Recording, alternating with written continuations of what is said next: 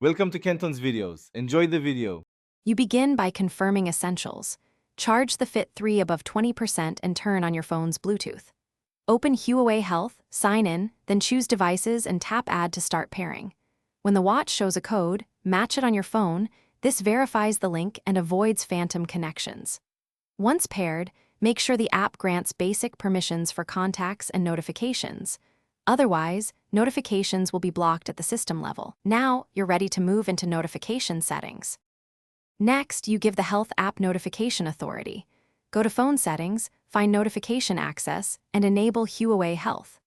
Once done, return to the app and open Device Settings for Fit 3, then Notification Management. Here, toggle Global Notifications on and selectively enable apps you want on your wrist. Make sure Do Not Disturb schedules on both watch and phone don't overlap, otherwise alerts vanish. If messaging apps use their own notification channels, open each app to enable banners and sounds so the watch can mirror them. To finish, sync the Fit 3 and send a test message or call. You should see and feel the alert. If nothing appears, restart the watch and phone. A quick reboot often clears permission handshake issues. Make sure your phone's battery optimization isn't restricting Huawei Health. Whitelist the app to allow background delivery. If problems persist, unpair then repair the device and verify Android/iOS notification channels for each app. That single troubleshooting step, restart and whitelist.